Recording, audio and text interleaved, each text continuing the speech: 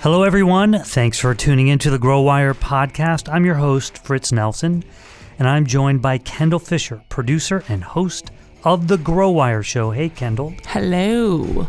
You don't like baseball much, do you?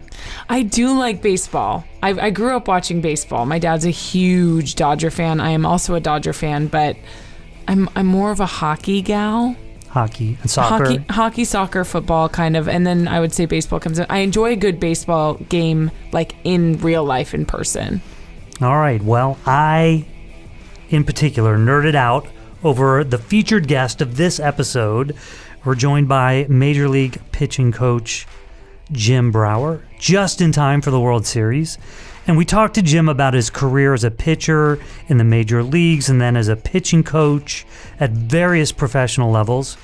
And then we spent some time diving deep into analytics. That's a major topic of discussion in sports right now, and it's a big part of what Jim is focused on, particularly in developing pitchers.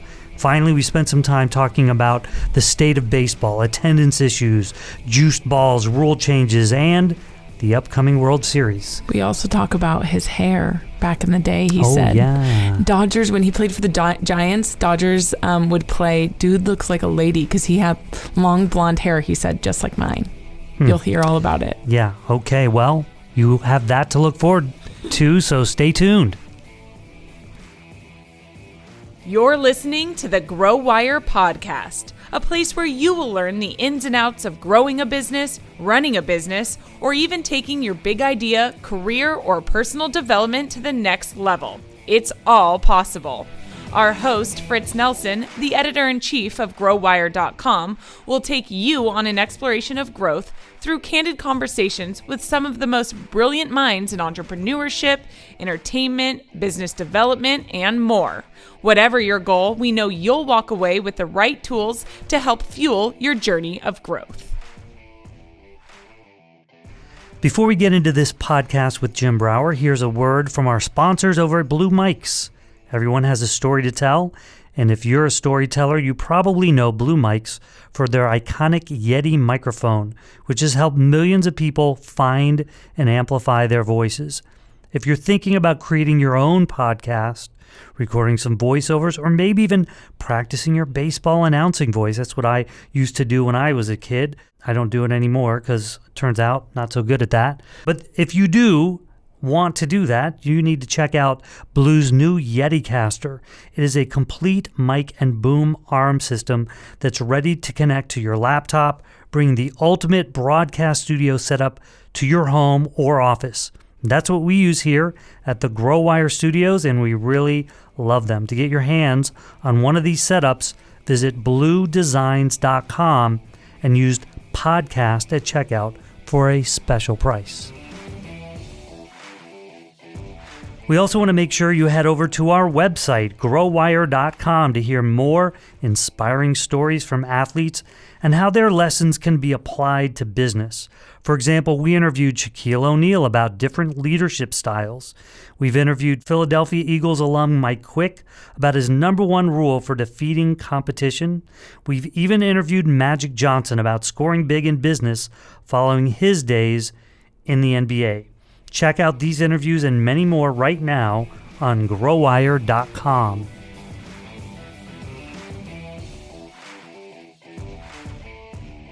Let's start with where you grew up and who were your influences in life growing up. From Minnesota. I mean, it was, on the baseball side, is my dad. He kind of stayed around University of South Dakota. He played some baseball there. But for the most part, it was just he'd take me to Twins game. I remember being outdoors. So I was all things Twins, baseball cards. And, growing up, that was kind of everything for me. Do you still have your cards? I do. I do too. I do. I don't know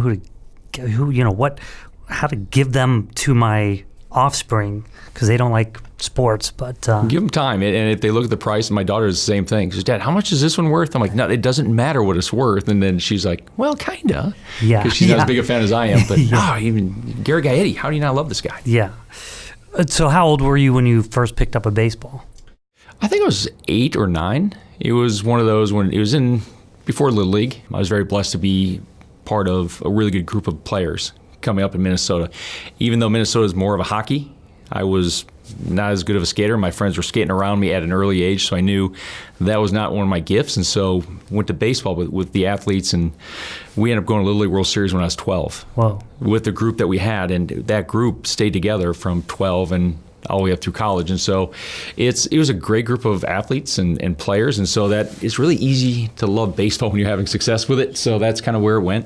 When did you know you were good enough to pursue it further, like maybe even as a career? I was going to go to the Air Force Academy. My dad was in the military, in the Army, and so I was going to go fly, and next thing you know, I got drafted out of high school. And this is before they had, just 40 rounds. I was like in the 67th round by the Pittsburgh Pirates, and I was like, I got drafted? This is a thing? Because we could see scouts around, but as always I thought for somebody else, and then I got drafted. It doesn't matter how late. And I was like, I'm not going to the Air Force. I'm going to go ahead and go to the University of Minnesota, because you never know. And so I ended up playing there for 3 years and got drafted my junior year. So it worked out. Do you think it's more difficult to compete in a place like Minnesota? I see the kids here, we're in Southern California, they're playing year-round outside, and there are leagues that go through the winter. I mean, maybe there are in other states now too, but this has always been the case. How do you compete in those cold states? I think at first, when I was growing up, obviously decades ago, but I thought they were really good athletes. We played multiple sports because you couldn't play baseball year-round.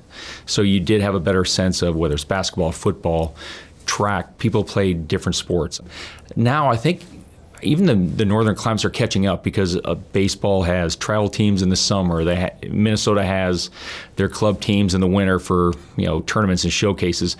Everything's becoming more of a year-round deal. So I don't think it's anymore, at least in the last 5-6 years. It's not just a southern thing of playing baseball year-round. People up in Minnesota, they play year-round nowadays. So that's just, I think, the nature of athletics right now, and baseball's catching up to it. It seems like now, too, that kids are being forced to pick a sport earlier. Like, when I was growing up, we played all the sports. Yeah. And if you were I didn't play football, but if you were on the football team, you missed the first few games of the basketball season if you were in the playoffs, right? But then you went right from there and played basketball. And that still happens to some degree, but it seems like less and less now. It really is. The specialization is, I'm not going to say, it's taken away from the multi-sport athletes, there's no doubt. And I talked to the Minnesota Coaches Convention 2 years ago, and they were asking about that, and they were mad that they weren't playing different sports. I go, honestly, I played 3 sports. I couldn't have played 3 sports nowadays. I was a quarterback in football. I didn't go to passing camps.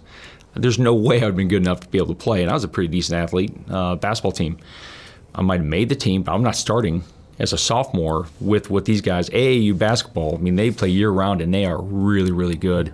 So it's really hard for these kids to play multiple sports, because even if they want to, they're not going to have probably a chance to play because of, at a younger age, they're really just narrowing that thing down to what is a little Johnny good at. And I see it all the time. I love them to play more and just, enjoy it. Now the conversation for me has shifted, because parents aren't taking that kind of advice. But what I can do is say, okay, if you're going to do baseball year-round, please, this half of the year, pitch. After that, don't pitch. Right. Have fun, play short, play outfield, pinch hit, pinch run. Find a way to enjoy the game, lessen the stress on your body. And I think that's literally the only advice I can get, because if I say go play a different sport, they're going to say, all right, who's next? Sure. You were drafted, as you said, but you ended up going to college. Why? Not that that's a bad. I felt like I asked that in a way that was why the heck would you want to go to college? But nowadays it's like, oh, I'm going to go make money playing baseball. If I would have been drafted higher, I probably would have thought about it. It's not that I didn't love school by any stretch, but I also knew baseball as a career is very limited. And there was an article from the Giants, one of the minor leaguers showed how much he makes. That first year in pro ball, you're making $880 a month. That's before tax. That's the salary for a minor leaguer when you get drafted. So if you don't get a signing bonus, and there's no guarantees, it's not like in football or NBA, you go right to the major side of the game. You're in the minor leagues for 4 to 5 years, possibly, making $1,200 a month for 5 months, and then you're an Uber driver in the off season. And I work construction. I worked at Daymark answering catalog entries, like I will order a refrigerator. So that's my off season. That's the cool job I had as a minor league player. So if I would have known that, and I tell guys all the time, it's a tough life. If you get enough money that can kind of separate a little bit, absolutely go out of high school. But if not, college is still a great avenue for those guys. And so you bounce around a lot in your earlier days in the minors, into the majors, back into the minors. What hurdles did you face as an athlete? Once somebody kind of makes up their mind on you, because baseball's a business, and in a business, if they see that this guy has a control problem, let's say, you could go out there and not walk somebody for 4 games, and then all of a sudden the next game you walk a couple guys, which is part of baseball. We all know that, but here it is. He's losing it again. And so you get these kind of stigmas a little bit about what you can and can't do. And so then you kind of hit your ceiling at one spot, and then you look for a second opinion, and then they have a little bit more of an open mind.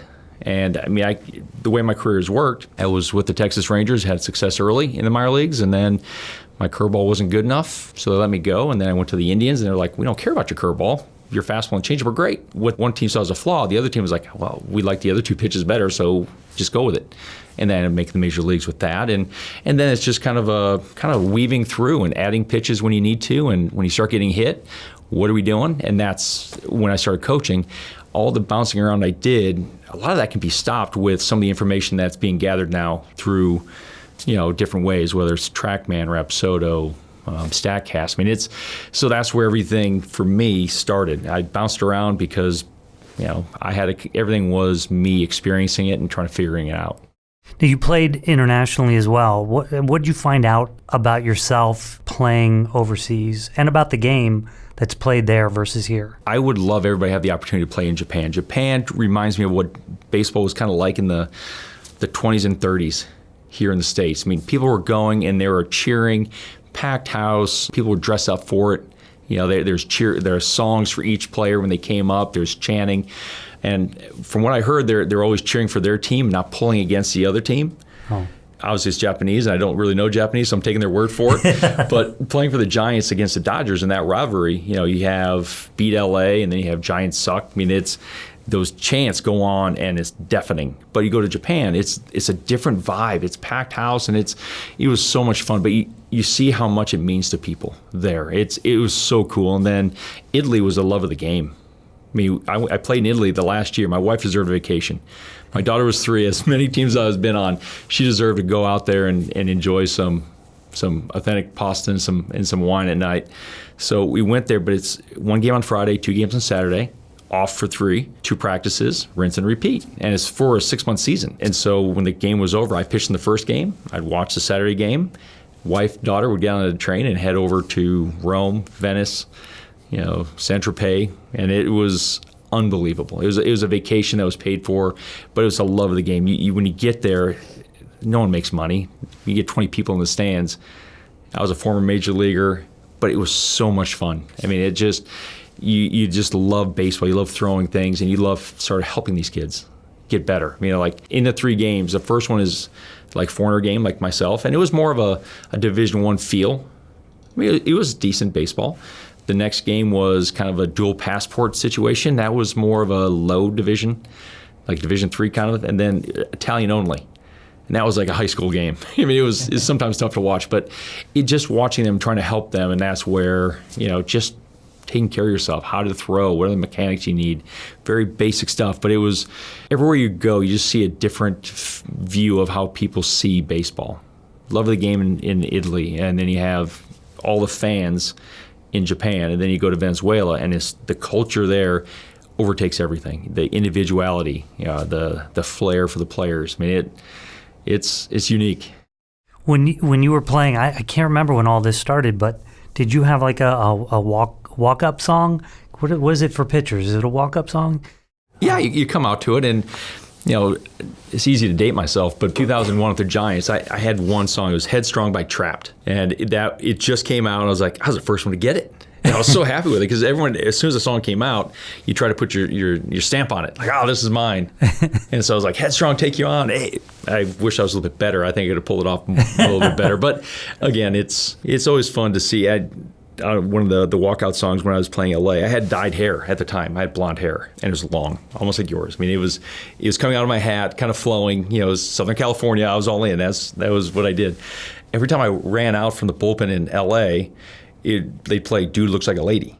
Oh, I was like, you can't. I didn't catch on to it the first like 2 or 3 times because I'm just zoned out. Right.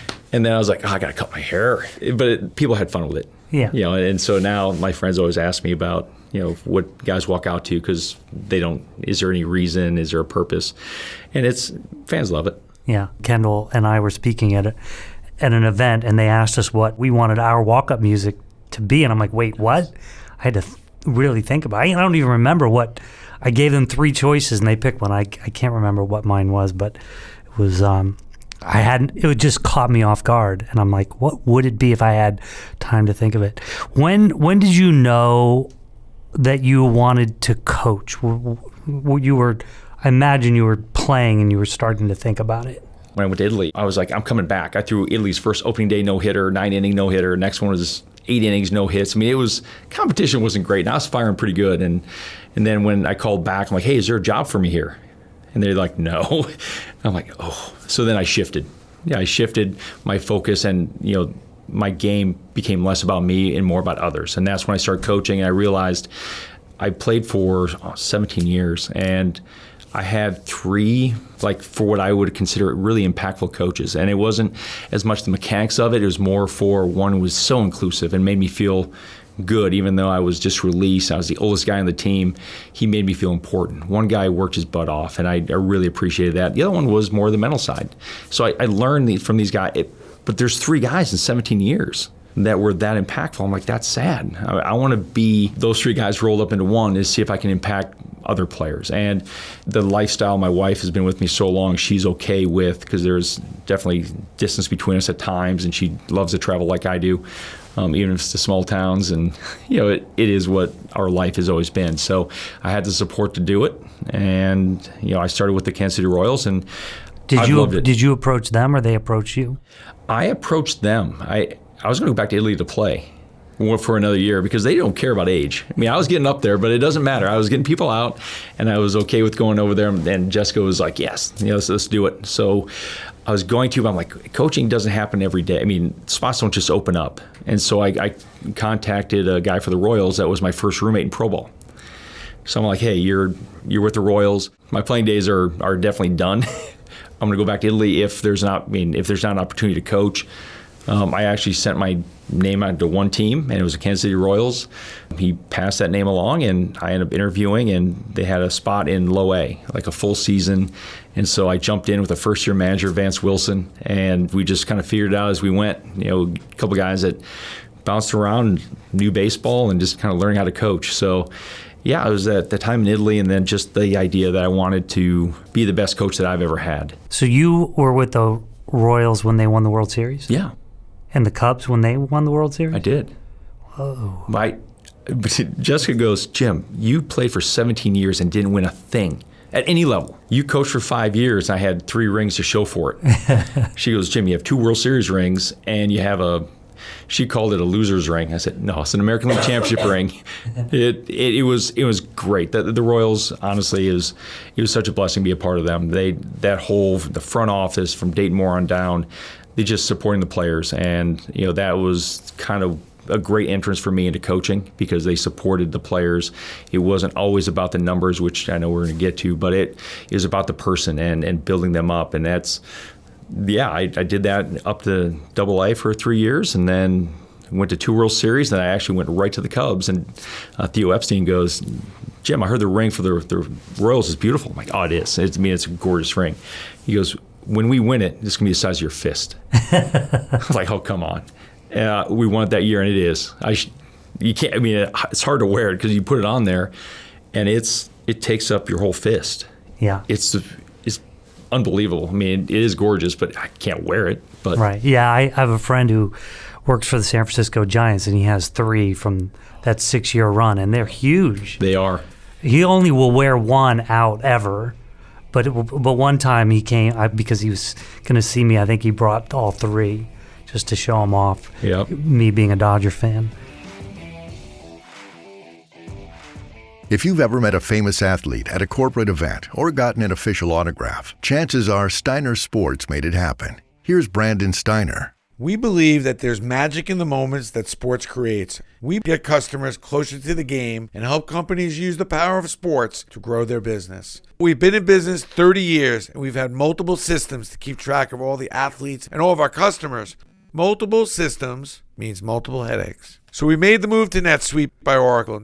NetSuite lets us replace all of our finance, inventory, and CRM functions with one convenient system. Now all the departments can see the same data. And if I have a question about our business, I can get the answer quickly. This month, NetSuite is offering a free 60-minute business review with an expert in your industry to identify opportunities to turbocharge your growth. To get your free review, go to netsuite.com/Steiner. That's netsuite.com/Steiner. netsuite.com/Steiner. So we're going to get into the analytics in just a second, but I mean, you started talking about the Royals and the support, after all the teams you've been with, both as a player and a coach, looking back on that now, what does it take to be a successful team? Like what has to go right? Obviously, talent is needed. But that's not enough. No, there's tons of talent. The way I like to say it is talent's important, but makeup matters.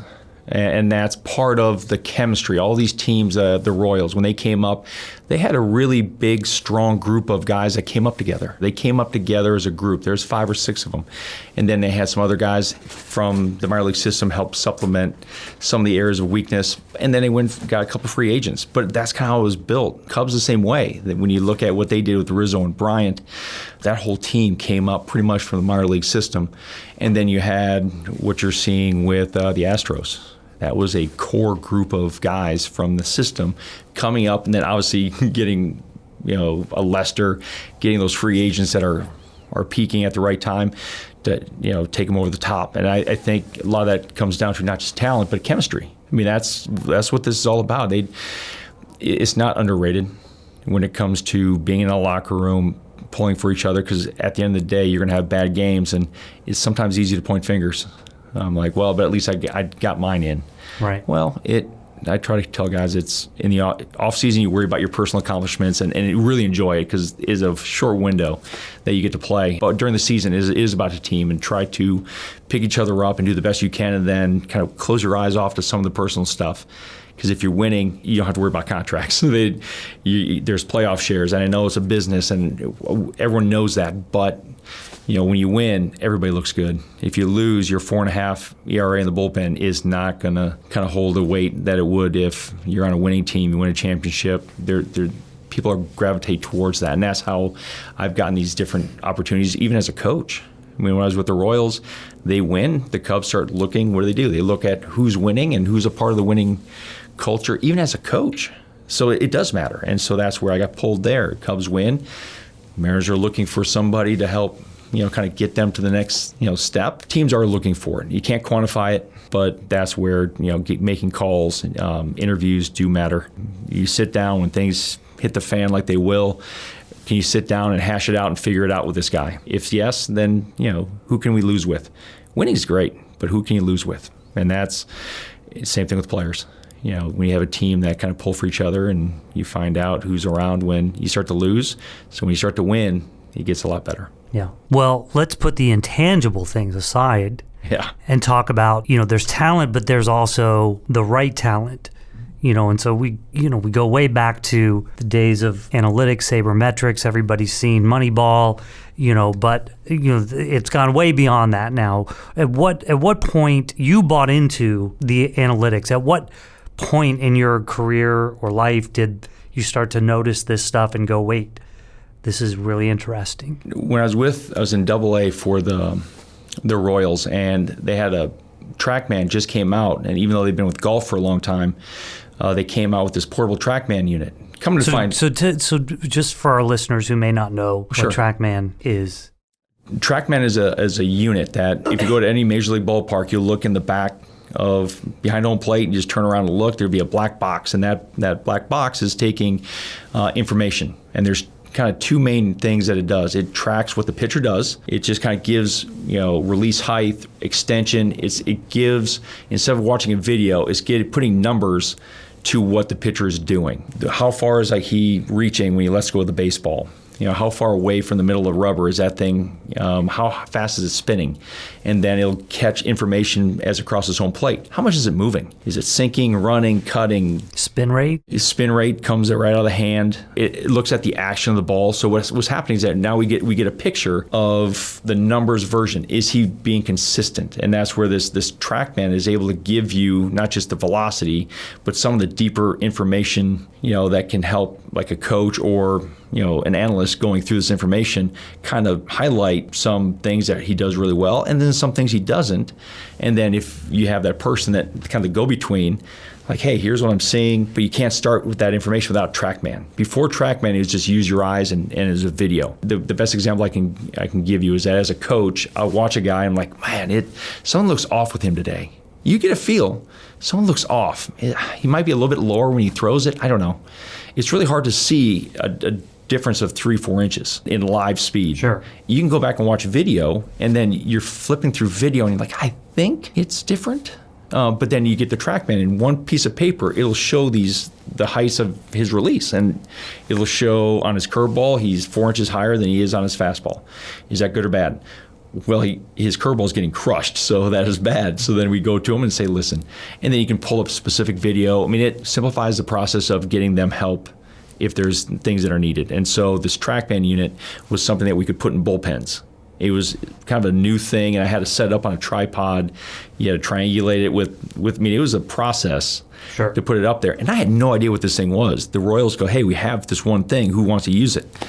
It's like, I don't know what this is, but I will. I'll set it up. I'm not really tech savvy. My wife does all the taxes. I don't keep track of anything except for in baseball. In baseball, I do numbers. And so I got it, and the players were really inquisitive. I had a tablet while they're pitching, and they're like, Jim, what is it saying? Like, honestly, I have no idea. And so just being brutally honest with them, like, what are you looking for? I said, I don't know.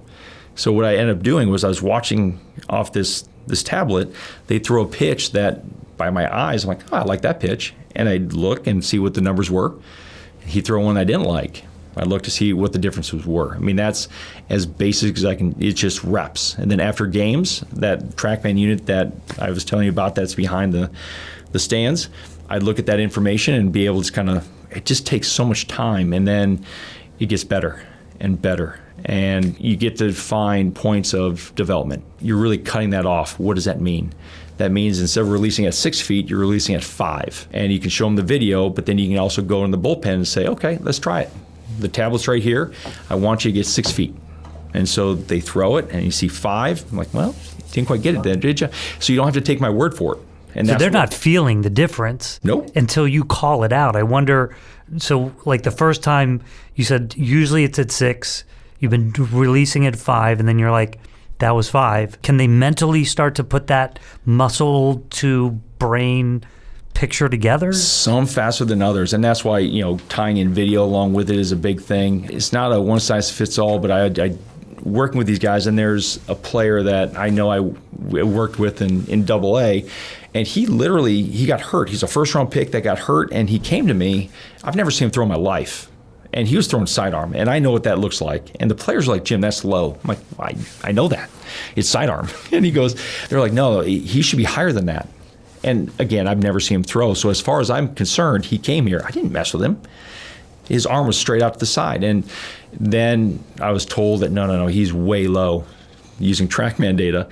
Oh, crap. And so I got in the bullpen, and I'm like, listen, we got to change this. We got to get you back to where you were, because this is not going to be sustainable for you. And so he was trying to do it, and he just couldn't do it. I mean, trying to raise almost a foot in his arm height was killing him. And so finally I go, listen, you try not to give too many cues. You want them to kind of figure it out on their own. I go, try to dunk a baseball. Like, how high can you throw this thing? Like, just when I say get on top, whatever that means to you, just try to dunk it, throw it down. And he did. And it was exactly the height that we're looking for. And he's like, I can't do that. That makes no sense to me. But the numbers are there. It's not lying to you. Now, your feel is not what it should be. Right. And it took him, 3 weeks, 4 weeks of repetition and then putting that to video. And he felt like he was throwing on the other side of his head. Sure. And he really was like a low 3/4. But the feel wasn't there, and that's why using numbers to point it out, using numbers and video to help him, guide his way there. So it's not just, hey, take my word for it, I'm a coach. And that's where the connection comes a lot more quickly with players now, because usually it takes time to build that. You have to build a relationship. They have to believe you. Yeah. That probably still has to happen, but you can always just say, here are the numbers. You jumpstart it. It doesn't mean relationships are even more important now, because you have to have somebody to give them the information at the right time. But the good and the bad part about today's baseball players that you don't have time. My rookie year, I told them this. We had a bunch of young guys and rookies this year in Seattle. And I go, my rookie year, they knew I was going to get hit.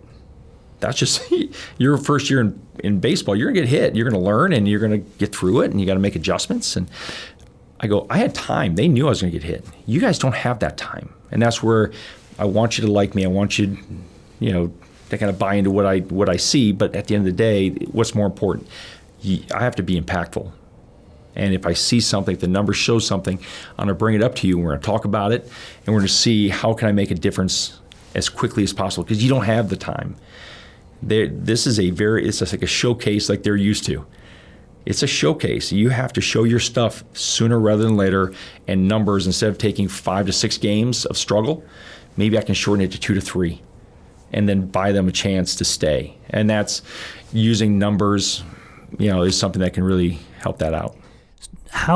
Give me a sense of how many numbers we're talking about. I mean, this is an audio medium, so people can't see the PowerPoint you sent me with all the numbers in it, but it seems like it's a lot of numbers. Oh, you can be inundated with numbers. I mean, and that's where you can't just have an analyst give it to a player, because it's going to overwhelm them. And that's the PowerPoint that I sent to you. Is the first slide.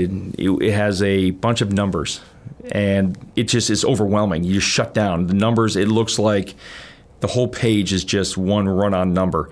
But then throughout the course of the PowerPoint, you're able to weasel it down to that one thing that can really make a difference. That's the one thing that you bring to the player. And it starts with, if you're doing well, we stay with it. But if you start seeing a trend in one direction, or, let's say his spin rate's going down, is that a concern? Well, I mean, there's a reason it's happening. So it's a conversation with the medical. So you just kind of you try to be proactive and get ahead of it. Arm slots dropping. You might ask, hey, how you feeling? I'm good.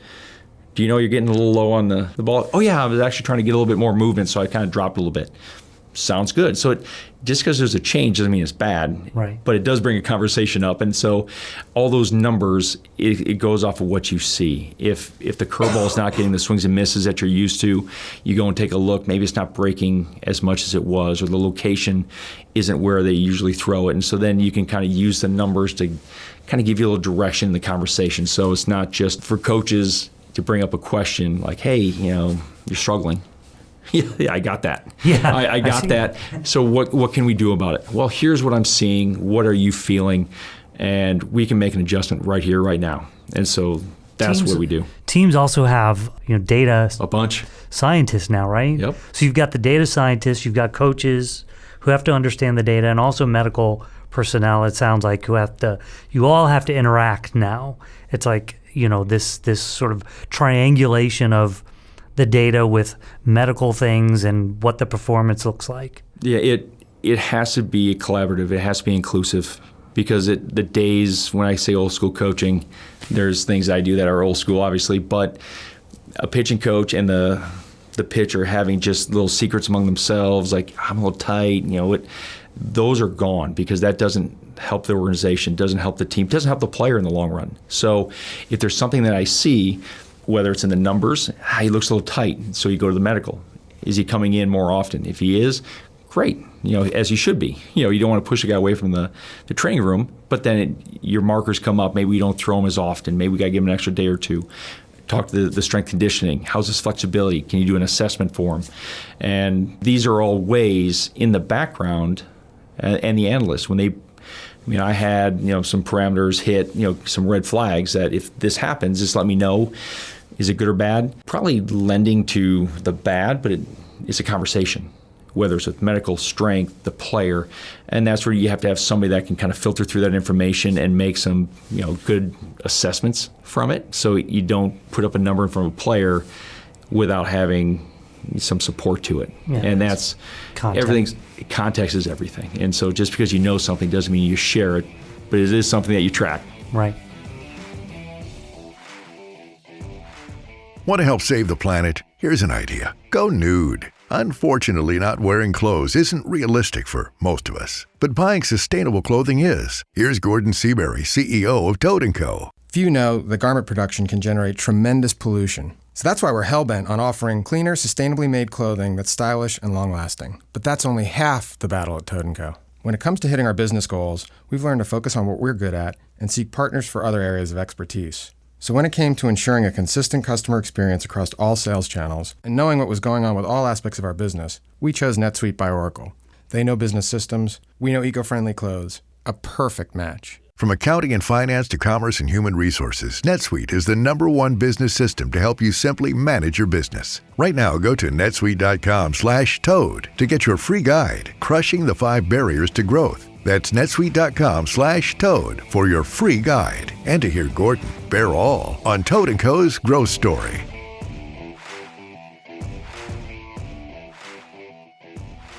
Now, it also seems like a lot of this data can be used to maybe even prevent injuries or detect injuries that might eventually occur, but that, if you can get in front of it, you can stop. Sure. And that's what this information, I think we're still just kind of touching the surface of what it can do, because you need a lot of information in order to make some of these assessments. And so the more TrackMan's been around, let's say 6-7 years at the major league level, now we're starting to get a lot of pitches to be able to understand, okay, this guy broke his arm, let's say, hurt his elbow in the game. We can go back 2 or 3 games and see, was there any red flags? Did his spin rate go down, extension go down, arm height go up? Was there any cues that we can kind of draw from? And over the years, I've seen there are some tendencies for guys when they get hurt, they do show some things prior. Sometimes no. Sometimes it's just injuries are a part of baseball. But I think there's a better way to go about it. And I know sometimes as well, it's 100 pitches is all you can do. Well, that was a great for the time because there was no other information to show when a guy's getting fatigued. And there's different things out there right now that can help project. And this guy's been worked really hard. The major league average is, anything more than that, things tend to decline. And so you start putting, I know everyone's an individual, but you kind of have a collective. But can you, we're in the playoff season now, and so players have pitched, 40 plus games, 200 plus innings, pitch counts are kept to about 100, when you're pitching well. And so a pitcher who might be 31 years old, and we're in inning number 6, and they've got 75 pitches, and can TrackMan type technology be used to say he's got another inning or 2 left in him, but maybe not any more than that at this point in the season? Some teams are using TrackMan in-game information to show variances of what's going on, whether it's inning to inning. But there's also a larger look, sitting with, the Mariners and seeing what they just as an organization do. We talk about things every game about, how many pitches you want to run this guy. Here's what, our numbers say are the best matchups. Industry-wide, everyone knows the third time through the batting order is a challenge for most starting pitchers. And again, use your eyes, but the numbers do show that third time through a lineup is a challenge unless you have, Verlander, Cole. There's some guys that can really work through lineups, and there's still an art to it, art to pitching, still an art to coaching. Keeping your eyes on the game, let the game kind of dictate. But if you're going to be proactive, you can't wait for bases loaded, no outs to make a move. So how do you do it? And sometimes you pull a guy that, it looks like he's doing great. Why would we do that? Well, we don't know. That's in a vacuum. We don't know if you send him back out there. It's the third time, let's say the 4th time through the order. Well, yeah, he's rolling, but it only takes 5 pitches. You have bases loaded, no outs, and then wait a second. Why did we take 7th inning? Why would you send this guy back out there? You have a guy out there throwing 98 miles an hour that's fresh. Again, that's the part of the game, and that's what I love about it, is that there is no 100% right answer, and that's where teams that use numbers and matchups and this pitch really plays well against this player, and they're trying to leverage that information so that they're the house and not the better. And so it doesn't mean you can't lose on a certain move, but over time you're going to win using the information that they put out there. Do teams use this same technology for hitting, to look at if somebody's in a slump? Well, you're not just chasing bad pitches, but your entire form and structure is off. Oh yeah, they do. They do the K-vest, and they do a lot of different functional training. I think it's harder. Pitchers, I'm not saying it's easier, but they kind of dictate. They don't know what's going to happen. I could throw a slider, a fastball, a changeup, split. Hitters are reacting, and so I think they, from a pitching perspective, they're a lot more functional, a lot more physical, so they're working on their swing plane, timing. If they can time it up, doesn't matter what it is, I can have a chance to hit this ball, make hard contact, and if I'm off physically, that's when you see they'll have the iPads or coaching eye, and they go in the cages. And with the Mariners, they have some really gifted guys and the mechanics of the swing, and trying to get them, whether you use velo machines, and really push these guys physically to get themselves in stronger positions more consistently. So, and yes, they use those numbers, and I can't talk as well as some of the fun things that they have. I know that they're in the cage all the time with hit tracks, and they slow the game down a lot too. And pitching, TrackMan has a lot of different things, and they have 4D motion capture. I mean, where the game's going, it's amazing to see where it's not just now, but how can we use that information? It's going to take another couple of years. How young should we start kids in using this technology? I like young, to be honest. I mean, when you look at 13, 14, 15, it's kind of a Google generation. And now the question is, it's not, it might be just working on their location of a fastball. So you use, let's say, a Rapsodo, one of the portable things that you can get out there in the market. You can literally have them throw and just work on throwing a fastball to one area, and this is a way to track it, so they can see whether or not I'm having success or not. So we're not trying to create velocity. We're not trying to create a nasty curveball on a 12-year-old, but it is giving them some feedback that kids love playing games, and that's the thing about practicing. You have to kind of get these kids excited, and it's like playing a game. I want you to throw a fastball up here, and then they can see whether or not it pops up, print it out, and that's your bullpen for the day. So we monitor how many pitches they throw so they don't go too many, because if you don't pay attention, they're going to be throwing all day.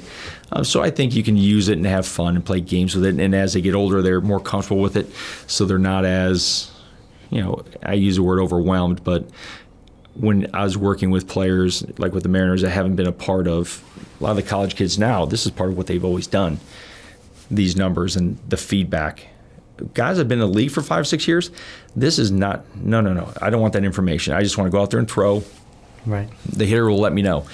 Well, yeah, the hitters at the end of the day will always let you know whether it's good or bad, but if it's going bad, it'd be nice to have kind of some direction. And if it's going well, wouldn't you like to have why? Here's what you're doing when you're doing well. So if you go south, you have something to go back to, whether it's a video of yourself, like a slow motion capture, whether it's a TrackMan report. So when things, like you go to a different team, like I was on a bunch of different teams, and I always had a new coach. He didn't know you. So, and every coach has their bias like I do. And there's different things I look for, but I don't know you. But if I get the numbers, now I have at least a picture of what you have been. And so that if it's different than what I'm seeing, it's a conversation. Did you try to change your mechanics from right-handed to left-handed? Oh yeah, well great, because it's totally different, and it's a conversation starter. And so there's no more surprises. It's not me having to learn who this guy is, and wow, the curveball really isn't very good. Well, I could have known that coming into this, and I could have maybe started helping a little bit sooner, or whatever the case may be. So getting the information at a young age gets them more open to seeing it and not being like led astray by it, because you can kind of pull numbers and kind of make your point if you want to, but then the better conversations you can have, I think you can get better results. So when you look at some of the great pitchers that are out there today, I mean, I don't look at it from a mechanic standpoint, because I don't, like when I look at basketball players, I know who has the most beautiful form in shooting. People like Klay Thompson and Bradley Beal. But like when you look at pitchers, who would you call out as having just really nice mechanics? When I played, I had a crush on John Smoltz's mechanics. I mean, that the fluidity of the action and the movement down the slope. I mean, I couldn't enjoy that more. Now, I probably like Syndergaard. I mean, I love seeing a kind of relaxed aggression. You know, he gets himself down the slope in such a really aggressive way. Cole, you know, and again, you're naming the top guys, but they're the top guys for a reason. Right. They don't. And they're consistent. Yeah, you know, it's, you know, when I play, you know, just growing up, that's part of the game. You mimic. I think that's kind of been lost a little bit, which it saddens me. Kids don't play pepper anymore, which pepper is always fun. I couldn't hit a lick, but I always had fun playing the game of pepper for some reason. And then I love mimicking forms, whether it's Nolan Ryan, Roger Clemens. It just, you watch the game and you copy the guys that do well, and then doesn't mean I'm going to have the exact form of Roger Clemens, but there's something in there that they're having success with, and that's where you can go through the Kurt Schillings or Mariano Rivera, and there's function. And now the cool part with numbers, you can find out that it wasn't luck. They were gifted, and they were gifted in how they moved. And so we have tools now, whether it's, you know, weighted balls, whether it's, you know, 4D motion capture. There's ways that we can tailor to make people be the best version of themselves by using what they do well. What does Kershaw do well? We can kind of pinpoint some of that stuff. And then what if there's a guy that's, you know, semi-similar in structure, and what if we can get him to repeat lower half a little bit better that way? And, you know, there's a lot of different tools of the trade that we can use to give them every opportunity, and that's what it's all about. I want to talk about the game a little bit, moving away from the analytics, and just talk about some of the, trends and controversies. Attendance is down. Yeah. Why would you say that is? I think the game is, there is a lot of pulling on families for time and entertainment. I think TV revenues are going up, and so people are staying at home watching games, which I do a ton. But I also think that it's kind of getting away. Weekends, even for us, are good, but during the week, it is harder. I think, you know, prices are going up, where it's not just a casual event. It's an effort. It's an effort to go to the games and the parking and I think baseball, the players, everyone appreciates it. They don't take it for granted, but it's a lot. It's a lot for a family of four to come to the game. But I still think that with all the money that's in the game and the viewership, people are watching. And I think they're watching from different areas, but that's where the new ballparks are coming in, and it is more theatrical. I mean, they're bigger jumbotrons. There's more in between the innings, and we talk about the music and, you know, let the kids play. You know, they're bringing. I mean, they're trying to get a new, you know, spin on it. But again, I do think some of it's financial, at least going to the stadiums. Yeah. So, you know, there's a lot of talk this year that the ball was juiced. You think the ball was juiced? There's no doubt. I mean, honestly, it's ridiculous to think that it hasn't affected whether the ball that was used in AAA, did the pitching get worse? No. I mean, now they may not have the control that they used to because they're throwing harder and the stuff is a little bit better, but the home run's going up, and, you know, some of the reports that you've seen, how the ball, when they do the drop test, Major League Baseball will say it's in range. Well, the lowest that the new ball drops is as high as it's ever been in the previous years. So it's in range, but at the very low range of what it used to be. So the covering, it just doesn't make sense that all these home runs that are happening, and everyone that watches a game, it's not just the pitchers and the hitters. The hitters will let you know too, like, yeah, I didn't even think I got that one. And that's part of, I mean, when I was playing with juice players, and now as I coach, I'm playing with juice baseballs. I mean, it's shifted. It is. And so I'm sitting there going, man, but that's the way the game is. And people love home runs, and they're seeing a ton of them. Does it devalue it? Yes. It devalues, for me, the home runs. And again, everyone loves it. And I'm good with saying with the era, but don't overplay that. Yeah, the Twins breaking the home run record. That's not a shocker with the balls that are going on right now, and the power of the hitters. I mean, there's something to that, no doubt. The shift, do you like it or no? I do.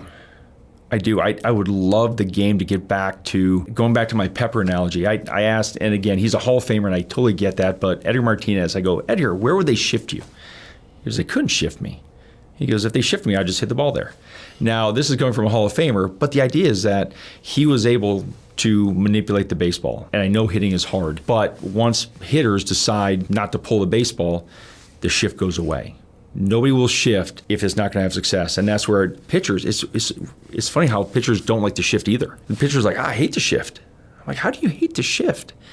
The hitters hate to shift. Whatever the hitters hate, we love. That's just kind of this cat and mouse game. Go ask a hitter, left-handed hitter, do you like to shift?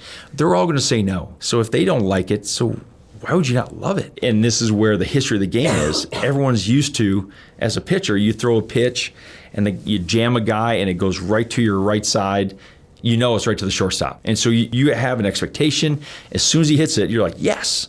You look back and there's nobody on that side of the field. You're like, no, really? I mean, and so I think it's that up and down emotion for the pitcher. Like, that's a double play. They remember that one, but the two that line drives that go right through their legs, and somehow the shortstop's sitting right behind the second base, getting it and stepping on second, going first. You kind of miss that. You're like, oh yeah, that was nice. Yeah. I like it then. But that's what I'm saying. It'll happen 2 to 3 times, and the organization that shipped the most, the Astros, the Dodgers. I mean, you look at who does it. Are these teams trying to win or are they trying to lose? If it wasn't having success, would they still do it? The numbers are there. The numbers are ridiculous. Do you like all these pitching changes by the coaches? And now we have, like, in some games, pitching by committee. A reliever comes in for 2 innings and then another reliever. Like, what do you think that's doing to the game? I'm good with the opener and shifting around buckets. I mean, I'm good with that. This batter-to-batter, left-handed specialist, right-handed come in, I'm out on that. We got the Dodgers with a sidearm left-hander coming in just to face Soto. Yep. Like and then they take him right out. That's happened in the game. With Paul Ossenmacher when I played, he was a lefty that came out for one guy and then he'd come out. I feel like that's more of a mind game with that one player.